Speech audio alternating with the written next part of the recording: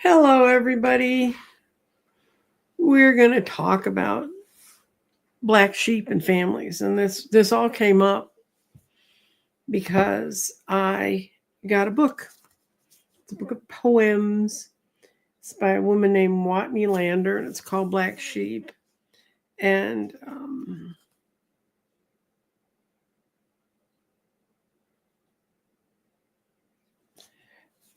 she writes about personal experiences about feeling alienated, about being the black sheep. And this was a poem I write. Sometimes others tell me they feel alone.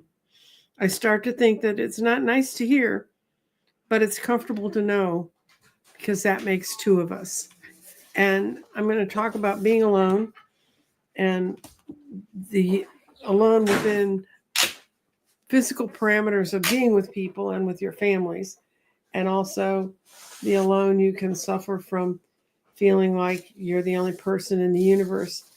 I had I wrote down some notes, and I'm going to read those first. Then I'm going to go to my questions about black sheep in the family. But let me.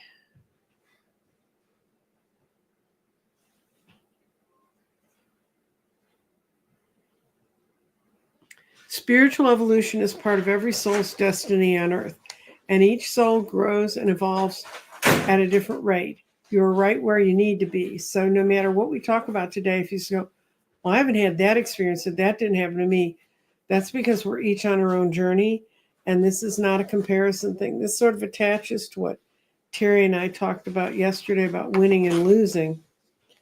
And we're not keeping score here. We each have our own path.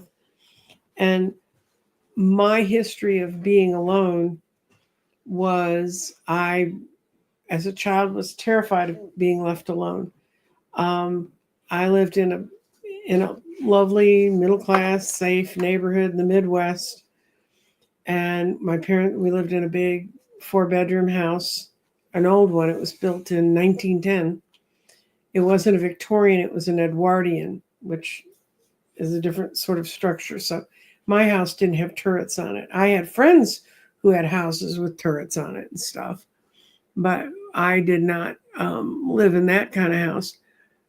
And I knew all my neighbors. I knew the Engholms next door and people on the other side of the alley, and it was a good old sort of Frank Capra looking neighborhood. And this is kind of my structure for how to get to where I want to go to with this. Universal consciousness, or a collective awareness that all things are connected, plays a profound role in the experience of solitude. While being alone may feel like separation from others, it's often in this moment of solitude that we tap into something greater than ourselves.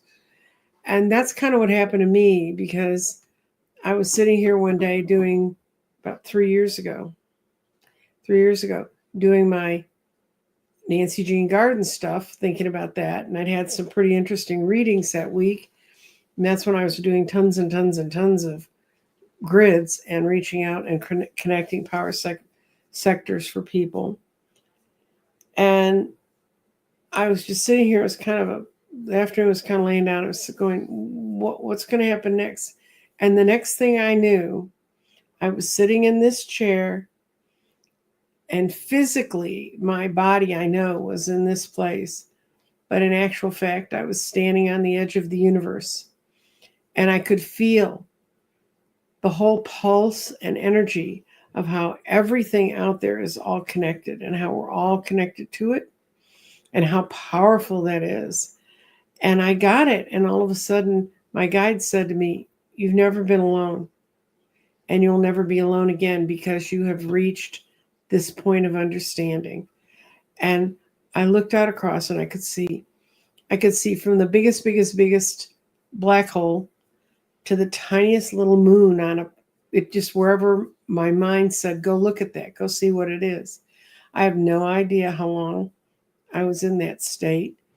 I think it must have been a couple hours, because by the time I woke up, it was time. I mean, came came back to here, to this chair, to this computer setup, to this office. I had been across the universe. And I've never felt alone again. And until that day, I really, really didn't like being alone and being isolated. And I realized I was extraordinarily lucky because when lockdown started, I was already living with my daughter. So I was never going to, during lockdown, when lots of people became completely isolated and alone, I never went through that. And I learned to, and the other thing I learned is when we step away from the noise of daily life, we better sense the underlying unity that binds all of us. Whether it's through meditation, reflection, creative expression, we align with the universal flow of energy and wisdom. Solitude then becomes not about isolation, but about a deeper connection to the whole. And part of being the black sheep in the family means that you're the one who's different. And I love this representation about black sheep. Yeah. We're not black sheep, we're star sheep. And that's kind of how I felt when I came through this, because I'm the child in my family no one speaks to. Of course, the people who remember me as a child are few and far between. Um, and but it's not easy being the star sheep of your family either. It's not easy being in that position. Even in solitude, we're never truly alone. The threads of the universal consciousness remind us that we've always been part of something vast and interconnected. These moments of stillness often bring our greatest insights. They allow us to see and hear the subtle whispers of the universe, guiding us towards growth, healing, and our purpose. In this way, solitude does not break from the connection, but it's the doorway to understanding how much deeper it is for us all to understand we're never alone. And alone is a construct of our own ego and the egos of those who raised us. Being alone can be powerful, can be transformative. It offers space for self-reflection, clarity, deep personal growth. In solitude, we often find our truest selves. However, being alone can also feel very isolating, especially when the world equates solitude with loneliness. And there's a difference between choosing to be alone and having alone time and being lonely. However, being alone can also feel isolating, especially if the world wants you to feel that sacred space and self-discovery are something we shouldn't be doing. They'll push you into that kind of thing. It can make being alone heavy and challenging. Embracing solitude means learning to be comfortable with our own presence, finding joy in our own company, and recognizing that you are part of the whole. And that the reason you're not alone is because you're never alone. They're always connected.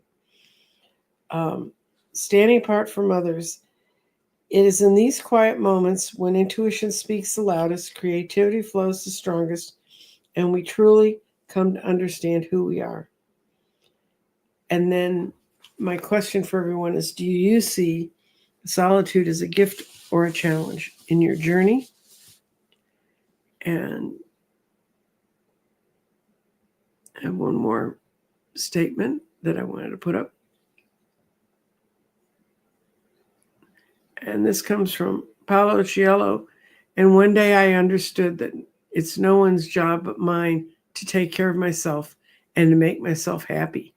And I think that's part of one of the things that used to kind of drive me nuts was I wanted to be happy, and I had no internal compass to lead me there. I had things I could do that would make me happier. But anyway, that's what I want to talk to you about solitude and aloneness. Do not write me and say, can you do a reading so I can go to that place you went to? That will never happen. every person's journey to that edge of the universe where you see it all and understand it all. But there is so much peace when you can get yourself to that place. And that's part of what I found in Watney's book, Black Sheep, is that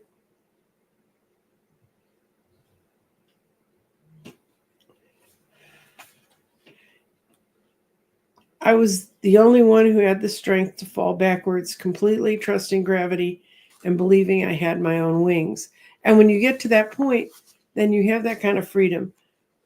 But before that, there's a whole lot of crap you have to crawl through. Like, they made us look like the uneducated ones for standing up for ourselves.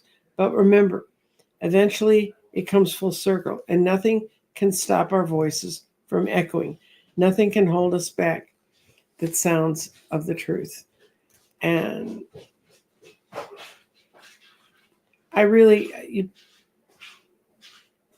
she has a lot of things about how to let go. She has a lot of things. She has a lot of short poems about, you know, how sometimes we also hold other people back.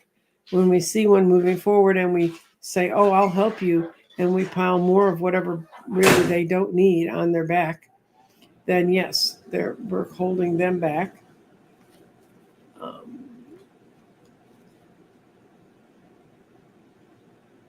And it doesn't matter at what age you're hurting or not understanding, you're hurting.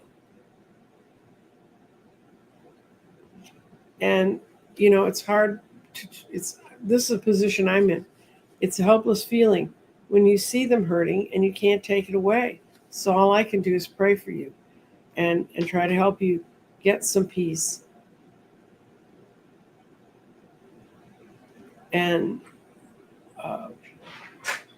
and then the day comes when you left, and you could finally see that what was always hidden was behind those mountains. It was freedom.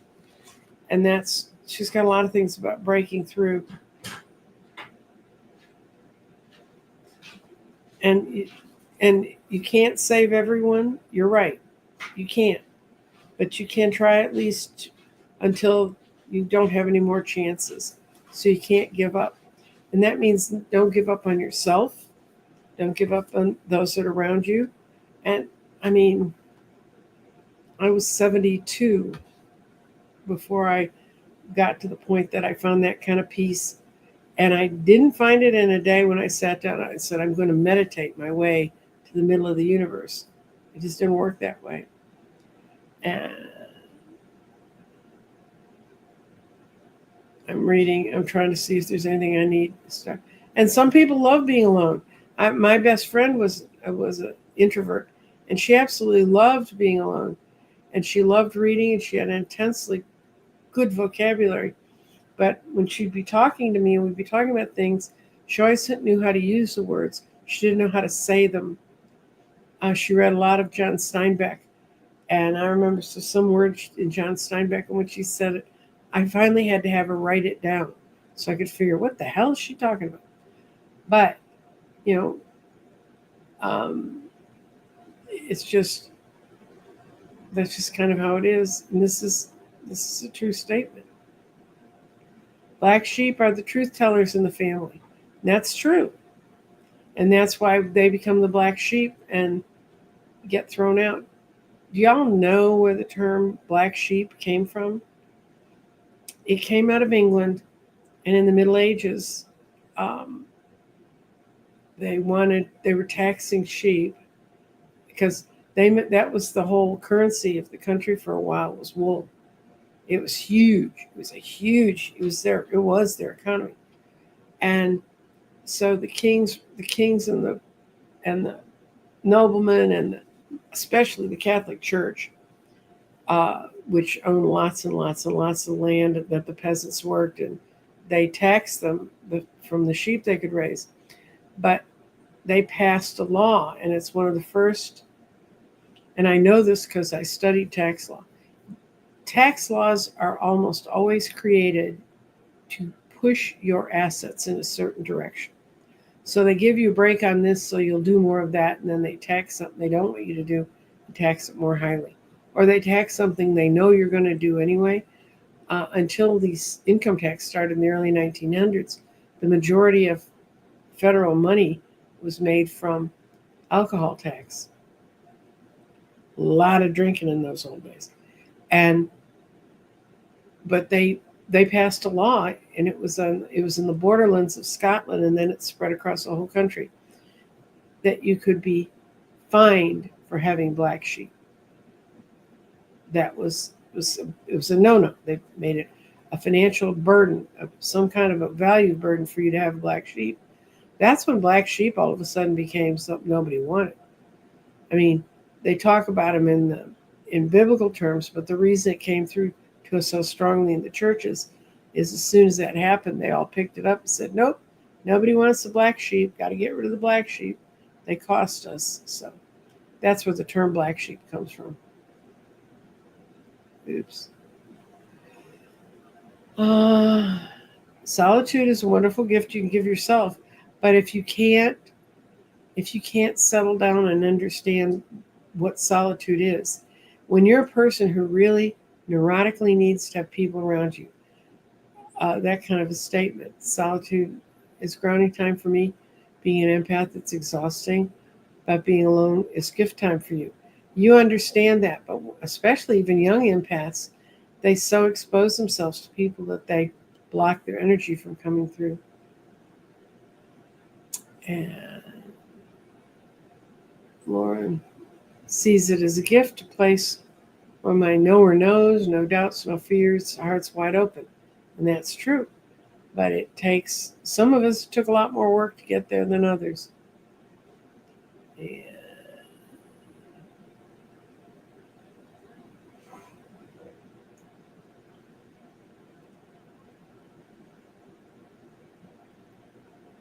I understand this one about having a child that's trans, and that in that transitional period, their life is out of control because they're neither fish nor fowl, and it really takes a while for them to come to terms with it and be comfortable with it themselves.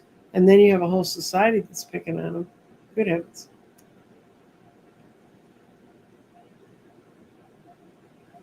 Yeah, you can go on. Watney sells her books only on the internet, and she sells them through her website. So if you put in Watney, Google that, you'll get to her. It's Wattney.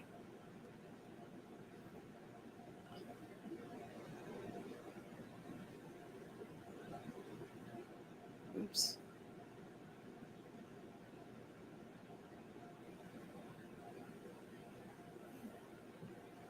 And I'm looking for things, and then I'm going to go. I had 4 people post questions.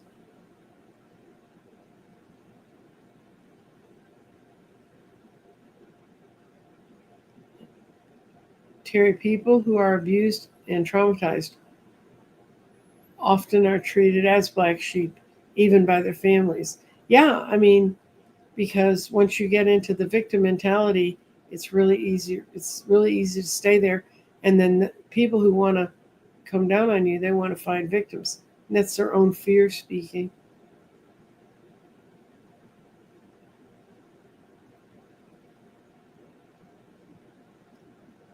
Yeah. Oops. Okay, we're going to go into the banners. I don't know that book. I'll look it up. And it's a very powerful, if you can stay alone in this world and not um and not okay, we're going to go into questions.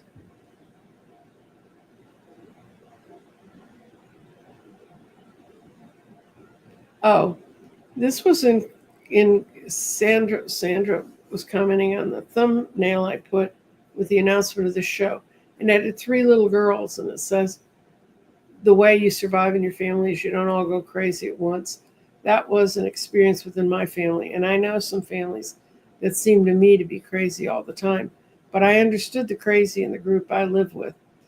And it's just when I couldn't tolerate all of that being turned on me. But I think those three little girls sitting on the edge of the bathtub were more my best friends and how we helped each other together. So, no, I'm not absolutely sure that understanding the crazy in your family can save you, but it worked for what I was imaging when I was doing this last night. And here's proud to be the black sheep. Bahram you. Okay, four paws. I like that.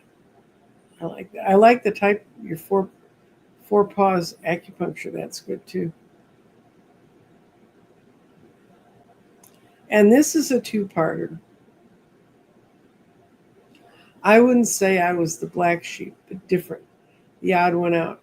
Always thought there was something wrong with me. During a reading, I was told a lot of people who are uncomfortable around me, including my two grown stepdaughters, because I don't color inside the lines. What a wonderful insight. I now feel free. Yeah, you're not going to be able to be what everybody wants you to be. Um, and, I think I've told this story. Wait a minute. Oh, this person says Punk is all right about being black sheep. Well, Vargas family 282. That's before my time. I was old. It's not in my timeline of conscious. I know what it is, but let's see.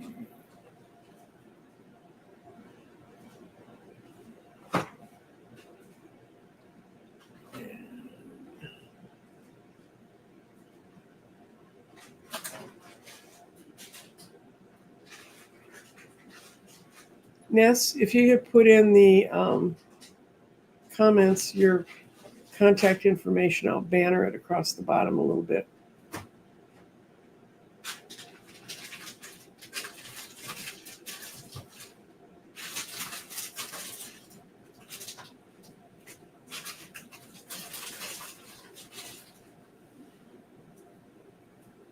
So,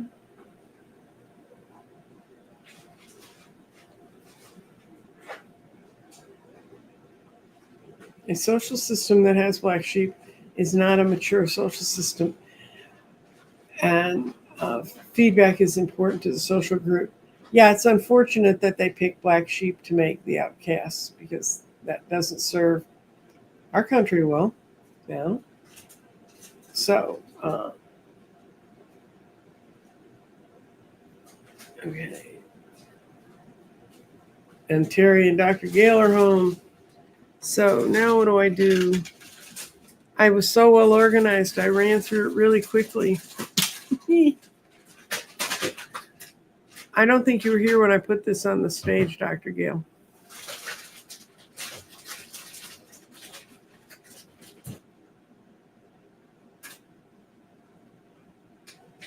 And let's see.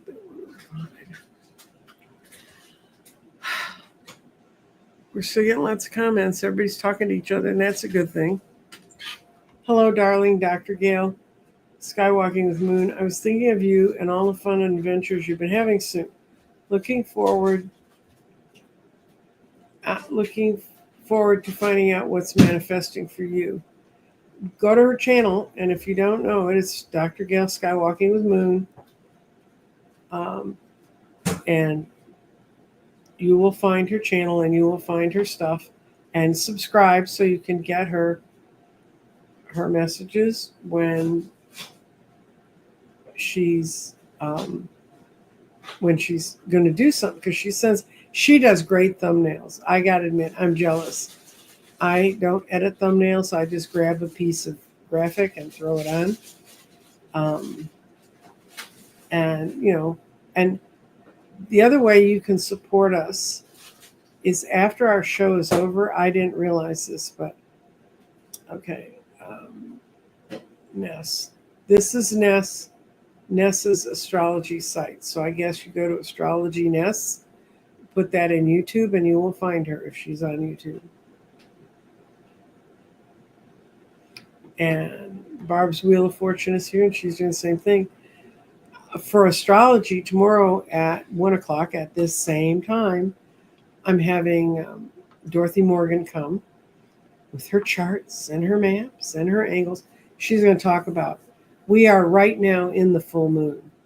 We are right now having Uranus square the full moon. And the other thing, I am such a nerd. I watch the Sun Weather Report. You can find it. Um, you can find it if you go to YouTube and put Sun Weather Report.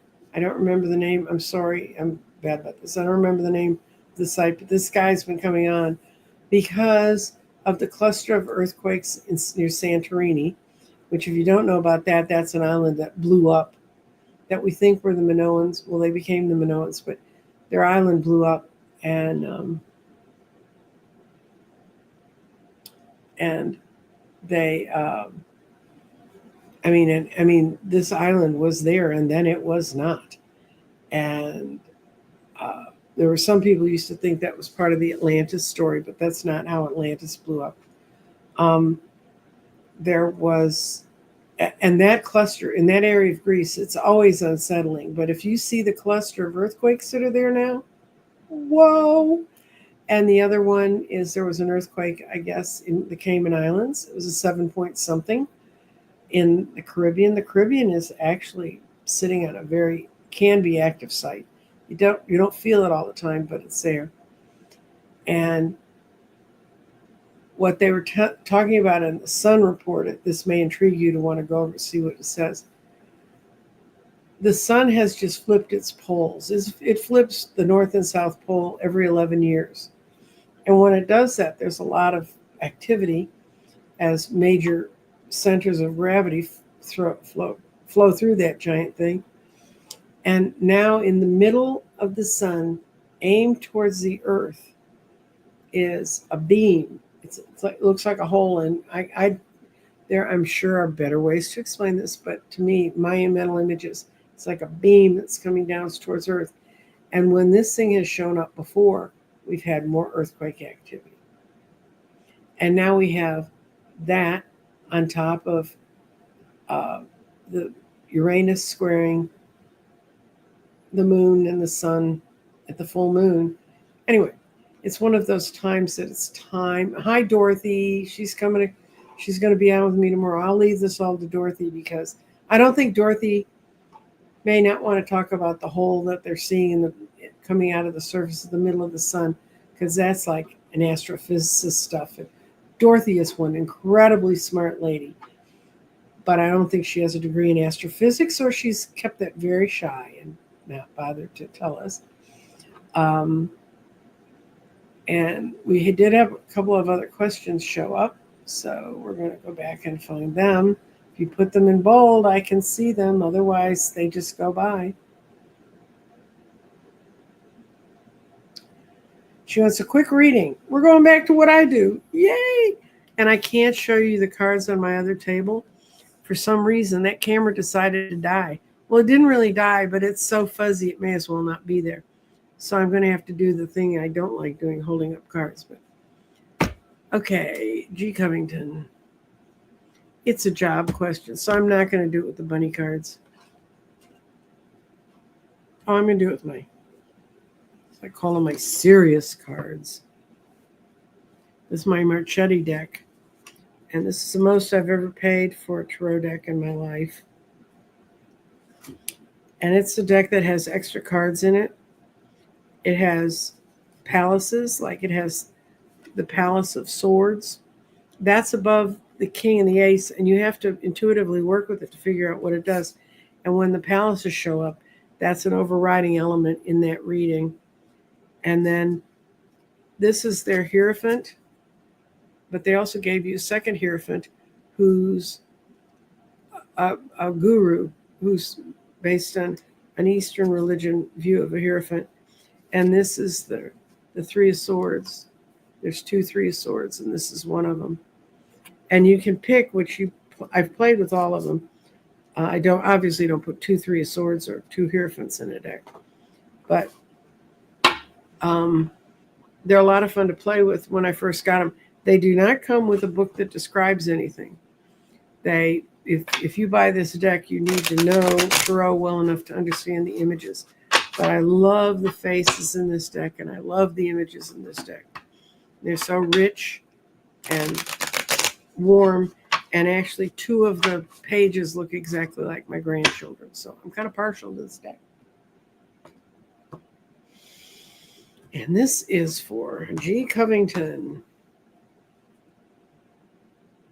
Oh, she did get the job with the builder. I was ready to read it again. I thought I already answered it. You did get it. Yay. She was going to get, I think you're going to get an offer from each one, but one of them you just felt like this is where I should be. And I hope that's the one you took. Okay. That was an affirmation. I'm making more work for myself.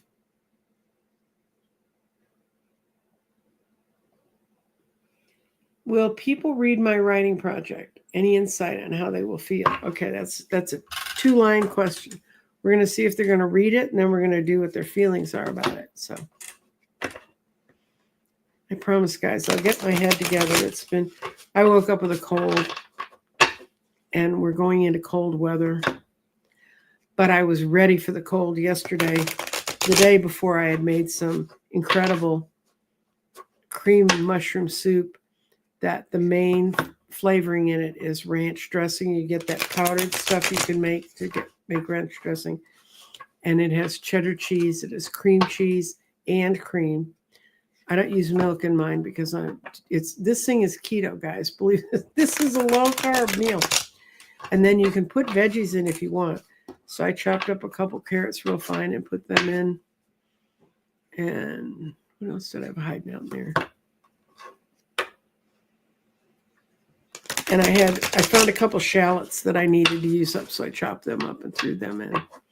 And cooked the chicken in the Instapot with the ranch dressing, powder all over it, and then shredded it up, and then took the broth from the Instapot and used that as the broth base for the soup. That was very good soup last night when it got into the 40s. Now, I know everyone in the north is laughing. The 40s is not cold. It was 80 2 days before, so the 40 was very cold.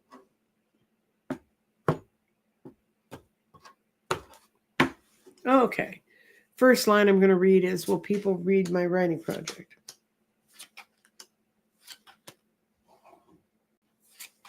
Yes.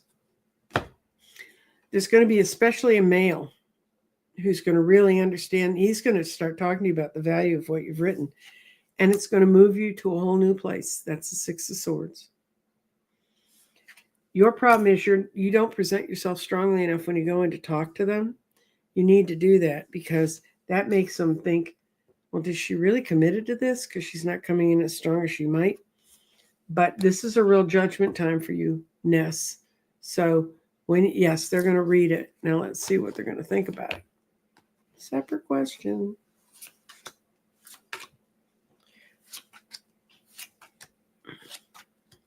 Oh, they're going to have a lot of words on how to get your goal across more clearly.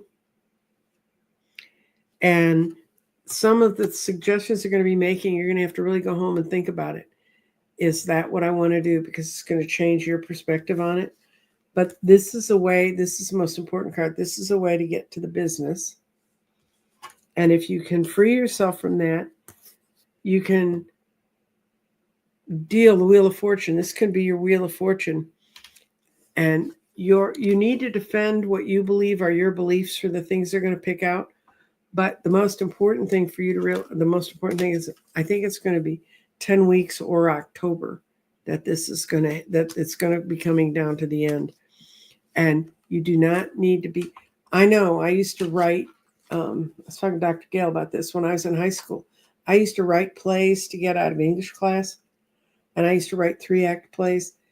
And, but when the teachers would tell, and everything they told me was absolutely valid about how the plot was moving and who the characters were and stuff. But it made me so mad because I'd committed it. I'd committed myself, and now they were telling me they didn't like it. And it's watching. I did a 1-act kind of abstract theater thing. It was a whole bunch of people rushing through a place. It's called 9 to 5, and they were all affected by the passage of time and how clocks moved on it. I was a strange child.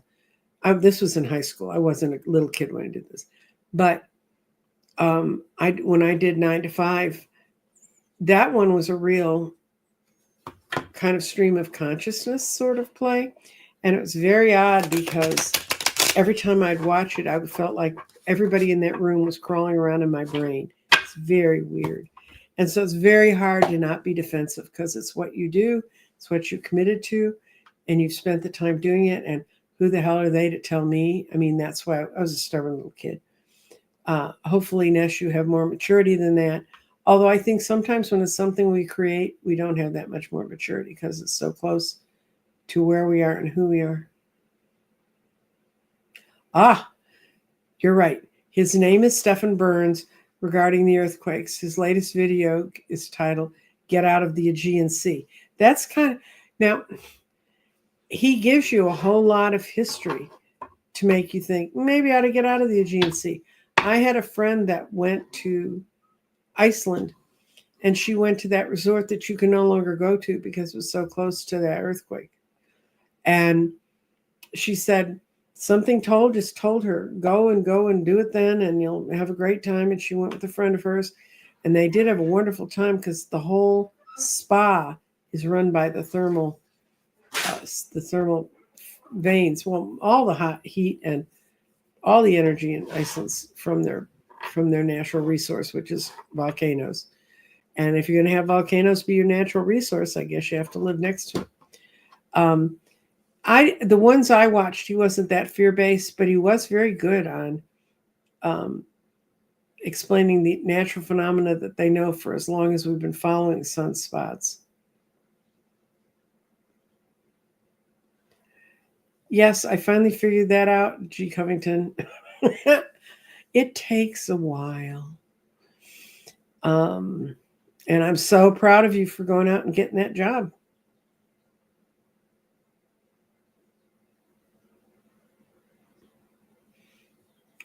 Okay. I didn't see Terry's show because I was getting ready for this show, which is one of the problems of having shows, is you can't watch everybody else's, and then you have to go back and catch them at night. Yes, a lot of the stuff people see emerging on the earth are elementals right now. And I'm putting together a show on elementals that's based on my understanding of them, my talking to them, and my research on them.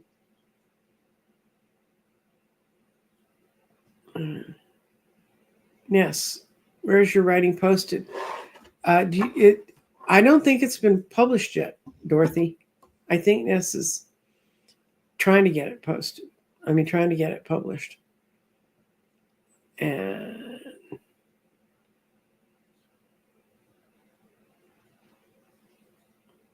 I'll watch the show. I really wanted to see it. Terry and I talked about it yesterday, but I said, I'm making everybody hungry. You don't want to hear about my chicken tortilla soup then, Carol.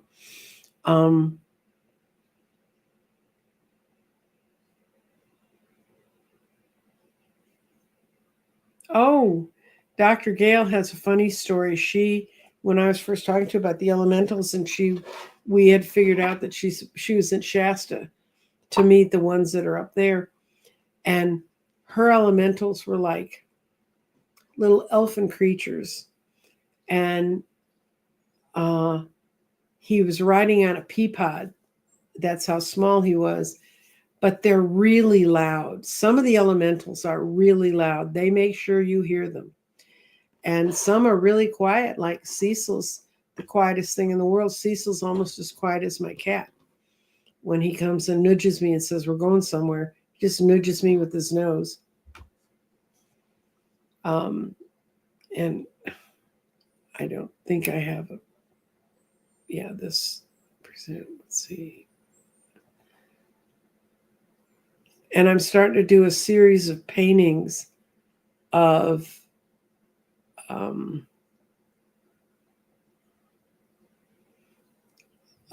the elemental of Hogarth, my tree that's out front. And when I vision what's going to be in the painting, there's going to be elementals all around him. And I got this really cool, I do watercolor, got this really cool watercolor that glitters. It's really pretty. Now, we'll see if I can make it really pretty. Yeah, Dr. Gail, do you want him back? He woke you up at 2 a.m. Really? Why are the elementals back? The elementals are back because Sky is breaking loose. As of the winter solstice, and this was foretold. Okay, I've got time. I was first aware of Gaia power and that things were changing around us. I watched a show with Rory Duff on it, and he's a geobiologist. And at the time, this was in 2020, in the early part of the COVID stuff, I was watching the show, and by that time I was pretty deeply into the vibration of crystals. And what we call cellular structure, they call their matrix structure. Their matrix structure. It's how their crystalline structure. And he was talking about how in 2017, our galaxy had rolled into a new place in space. And somewhere out there, and I've been there, and I didn't stop to say, hi, where are you exactly, so I could draw a picture of it. There was a field, there was a set of elements, there was a set of things that were blocking the Earth from getting a lot of photonic energy. And photonic energy is smaller than atoms. Photonic energy is so tiny. The first time I ever heard about it that was meaningful was on 60 Minutes. And they were talking about how hard these physicists were working to try and capture one photon. And they would build these enormous things in caves under the ground and try to trap a photon. And apparently this one place, they'd trap 2 in a year, and this was like a big deal. And when I was married, my second husband was a physicist, and when he and I were talking, he said, yeah, photons are teeny tiny and really hard to catch. And it's because we don't want them to come in, because if you get enough photonic radiation on you, that's what they think causes us to have some of the mutations that cause cancer. And where is it? Okay, here. Okay. If you haven't had your skin checked for skin cancer in a while, I went in for spots that I thought were weird on my back, and it ended up, when they scanned my body, they found it here on my skin. It was a precancerous condition. I have actually had active melanoma that was not systemic. It only was on the skin. They got it years ago.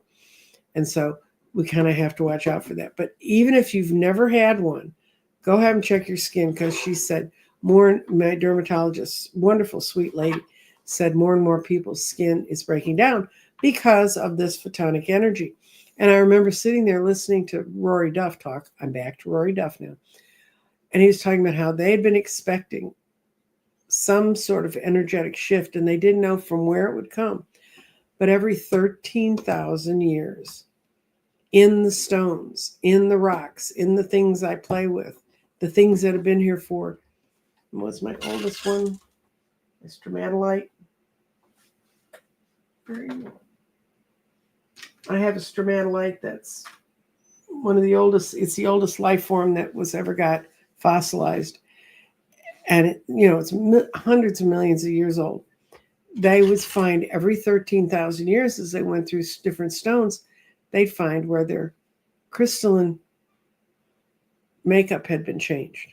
The crystals got rearranged. And he said they found it from 13,000 years ago. They found it 26,000 years ago. So they started being able to go down through the layers and figure it out. And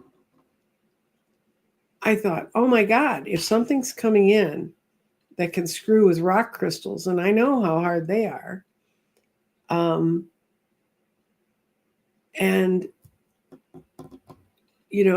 what's it going to do to us? So I kept following Rory because he seemed to have more. That's how I got into ley lines that's how I got into a whole lot of other stuff. And he's a geobiologist, and they're following what all these changes are happening. And when the photons started really hitting the Earth, that's when the heartbeat of the Earth started getting weird and started changing suddenly. And people who track ley lines have been tracking them they've been tracking them for a couple hundred years in England, but people recently, it's been the last 30 or 40 years, there are people who go out and check their ley line every day and they measure where it is. I am not that dedicated. I just know where it is and I can go find it. But what happened was that Rory began to explain that the ley lines were growing wider. Well, I knew that because I could go out and I could feel the energy on mine was getting wider. And ley lines move a little bit. They move north and south, kind of follow the moon in a way, but they move sort of north, south, east, west, depending on how they're oriented where you are. And some even kind of wave. But in the last few years, they've been growing wider and they've been growing straighter. And I heard him do a lecture earlier this year, and he talked about how they expected, and this is what they had been told and what they were seeing happening, is the ley lines were going to lock in place at this last winter solstice. This was the one we had in December. And I used to talk to a guy named Johan Van Wyck, who is a ley line repairer all over the world, and he lived in South Africa, and he had told me too. I said, why do you have to keep fixing all the ley lines? And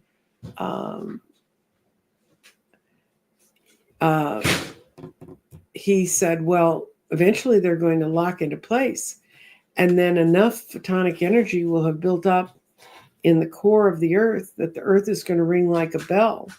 And so places that aren't fixed and aren't where the ley lines aren't properly connected are going to have a problem. And I haven't talked to Johan in over a year. He had a baby and he got into being a dad. So,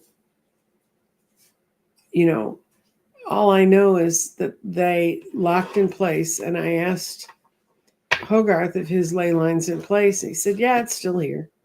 I mean, trees are there for so long, they don't, it's like they're not getting upset about the day to day, but that it is straightening out.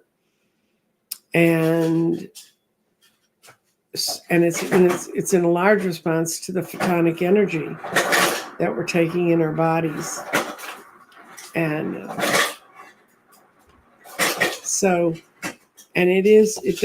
it's part of what some people call the new DNA, that we're going to get another strand of DNA because we have enough what they call junk DNA floating around our system that we could be a lot more powerful if it was all connected up right.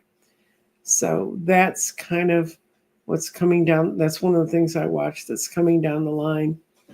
But why the elementals here? Because the center of the Earth is going to ring like a bell, and they're going to come back up. Humans are going to become much closer to the Earth.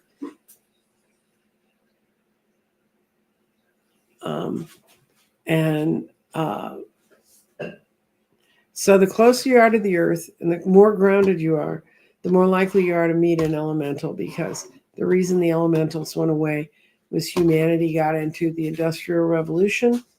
It's especially true. It's very easy to track it in Britain when it went through the up until the day that they started really putting trains out everywhere and ripping the country up and making it into an industrial complex. The elementals were everywhere. I mean, they were just accepted. People knew they were there. And they went away. And the elementals went away with great grief because they needed the positive feedback from human energy for their energy to survive right. Now, when elementals' energy does not survive right, I'm going to have a story time. I know this sounds like a story time, but I want a real story time about red hats, which are gnomes that went wrong in the Scottish borders, and they're grizzly little creatures. And then Titty Moon, who kept the people in the fens, which was the marshland on the east coast of England safe. And those are very interesting myths we don't hear much about. And let me put it this, when elemental goes wrong, it's like a bad boyfriend. I'm getting some questions now, so.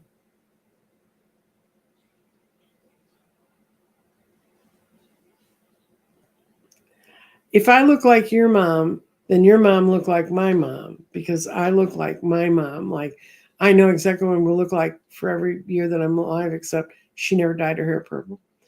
And my daughter has my face.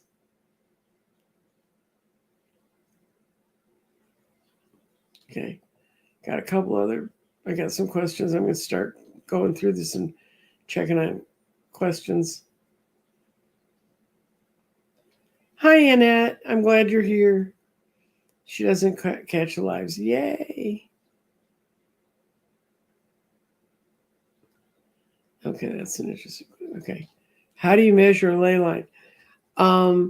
It's an energetic line in the way I found mine, and I don't, you can go, it's, by the way, it's LEY lines.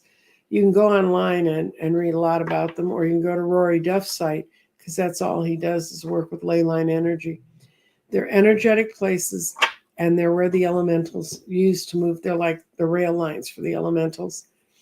I found mine because I was told by an architect that trees have lots of burls on them. They generally have a ley line underneath them, because the ley lines throw up so much energy that as a tree grows, it has not just the energy of the sun and the water and the things that would make a tree naturally grow. It also has ley line energy, and it makes it have burls. And he lived in an area that has lots of woods and lots of trees. And he said the way he would go find them is he'd go out in the woods and you'd find a tree with a lot of burls. And then he'd walk a 360 around the tree, and he'd find at one point where there was a straight line to another tree with a lot of burls and one behind him. And my little tree lives in a weird little green space in a big city. And so it doesn't have another tree. So the ley line, actually one time I kept telling the elementals, I can't find this damn ley line. You keep telling me it's here. And I went out a couple days later, and my tree is in the middle of this big gray swath, a big green swath. And it looked like someone had come along with a paint thing like they do safety stripes with, and put this yellow stripe up to the tree, and then put the yellow stripe going exactly out the other side. And I went and talked to Hogarth, that's my tree. And I said, is that your ley line? And he said, yes, they got tired of you trying to figure it out. So they drew it for me. I don't know, go talk to your elementals. Maybe they'll help you. But it's LEY lines. And let's see if I'm going to try to star everybody. Oh, thank you. I like this sweater too. Thank you. Thank you. It was not a hard choice. It was the closest one in the closet. No, elementals are everywhere. The dragons are everywhere, and there's different shapes and kinds of ley lines. There's dragon lines, and there's ley lines, and there's master lines. I mean, and some of it's just humans trying to put words to it, but no, they're not.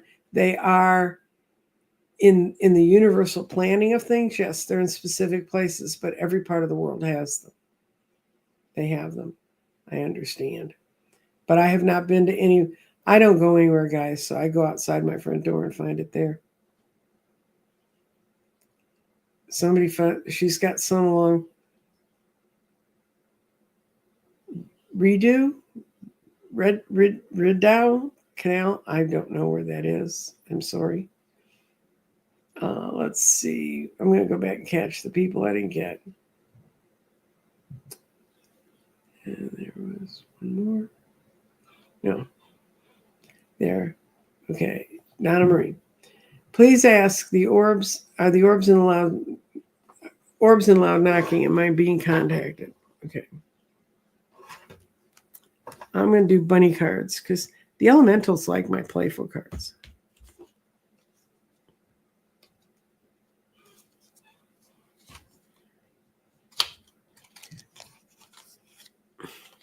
My this is my bunny deck, and they really do like this deck. This deck disappeared for 4 weeks. I was reading with it with Scott. It's my bunny deck. And I went to find it the next Sunday, and it was gone, and I knew exactly where I'd put it on the desk so I could find it for the next Sunday. And it was gone for 2 months, and finally they kind of told me what I was not talking about elementals enough. I wasn't bringing the subject enough. I wasn't explaining it to you guys, that I need to come up with a whole curriculum and explain who they are and how they work. And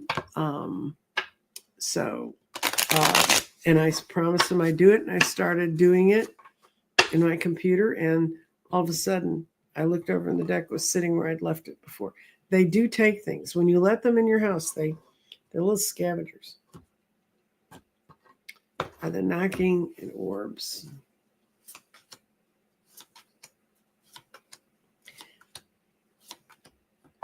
Yes, and they're coming to awaken your higher priestess. And they're very angry at you because you've turned your back on your power and you're not paying attention. This is you turning your back on your power and really ignoring what they're trying to tell you. So they want to move you on. They want to get you out of the spiritual rut you've been in, and they want to help you do it as quickly as possible. So, because you're about to go through a huge awakening of your consciousness, Donna. And so, yeah, pay attention to them. You're being contacted, and there's a couple things you can do.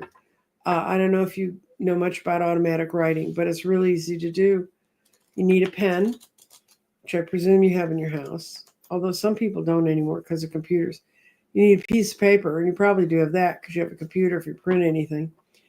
And sit in a quiet space and put your hand over on away from where you're not watching it. And I always find it's nice. I always start with, do you have a name? And see if I can get a name out of them. And ask what they want from you, Donna. And they'll tell you. That's how I found my second major guide, Frank. I knew about Addie, and I was told by people I could see a second one. I couldn't feel him. So I said, okay, I want to open up. And I said, do I have another guide? And it just wrote Frank as plain as day. And I was not looking at the paper. I could feel the pen moving. And that's how I met Frank. And he was really Francisco, and he came from Albania. And he's as big as the side of a house, and he protects me. So you can find a lot of fun stuff when you do that.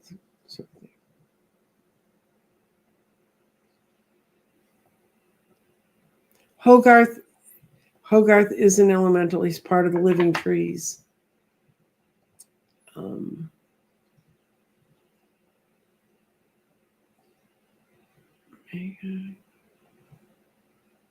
Okay, well, I know I had a couple more.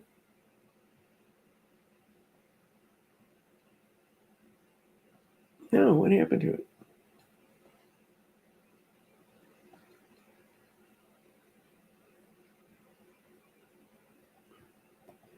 Oh, this lady just received finally. I hope you're the lady that the post office said we have 75 days to find what's lost in the mail. Is there an up and down? Okay. The air, the part that's in the center where there's water, fire, air, and earth, the air part should face as nearly as you can on whatever table you're using north. Just remember air and north, and it says on the thing north. And when you're going to see it else, I've been working on to get all my visions of the garden and all my garden instructions together. But I didn't think there was. I thought you could just lay it out, and however you laid it out, it worked. But there's a woman named Vivian, and she's going to be in a couple of the lessons when I do my open lessons and give you guys guidance. Vivian's going to be on. She's from Puerto Rico. And she called me up one day and she said, you have to put the air to the north. And I said, what do you mean you have to put the air to the north? And she said, yes, they told me air must be to the north. And she said, I had to figure out which way was north. And I said, really? And she said she didn't know that there was a compass in her phone till she did this. And she said, so that's how I know we have to do so.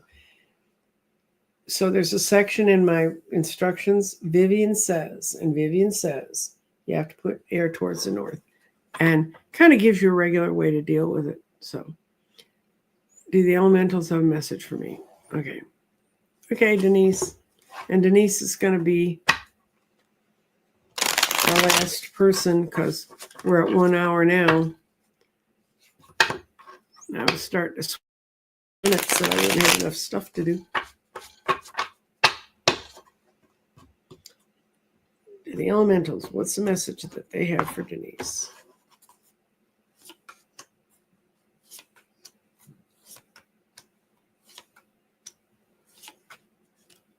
Okay.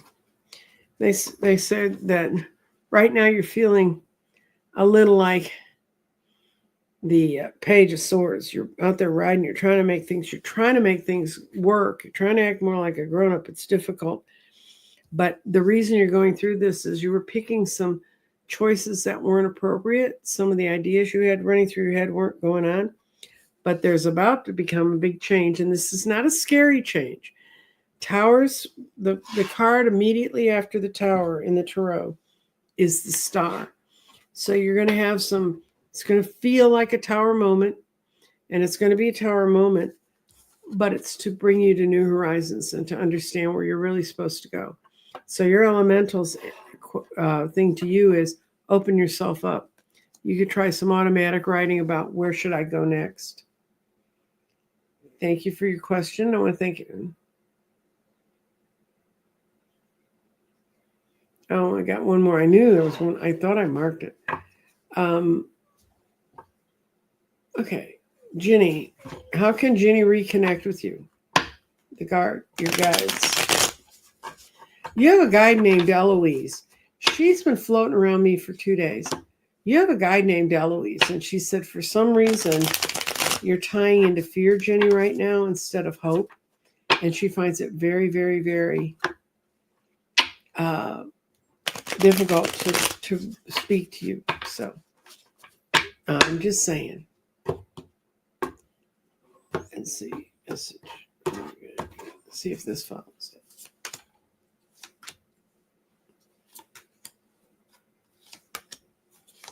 Oh, you're on the way to becoming your full power. For some reason, you kind of closed down for a while to protect yourself. And it was from someone who hurt you, or you told someone something and they didn't accept it the way you expected them to. But right now you're breaking out. If you open yourself up, you can be the magician. You can be in charge. And I can't imagine a better combination than the magician and the fool. I can do anything I want, so I'm going to stand on a cliff and see if I can fly. And it worries you because you have a certain image of how you should be. Turn around and become the Queen of Wands, new endeavors. That's your message from your guides. And the one I was talking to is Eloise, and trust me, I'm so glad I found you because I'm glad I found Jenny for you, Eloise. Now go talk to her, leave me alone. The association between ley lines and portals, they're kind of all part of the same energy system we don't know enough about. But I think it's time for us all to say goodnight. Have a lot of hugs. And, fear is fake events appearing real. And fear is also listening to, someone wrote a thing and this is going to happen. And then finding out 24 hours later, no, it didn't. So I have to, because I do a show on politics on Sunday at 10 in the morning. And if you're in my channel, you'll be able to, if you're subscribed, you'll be able to see it. Also, if y'all could put lovely little things after the show about what a great time you had. Apparently that's now part of how how YouTube is rating us. So that's something else you can do. It costs you no money and it helps us. Anyway, goodbye. We're 4 minutes over. Bye-bye.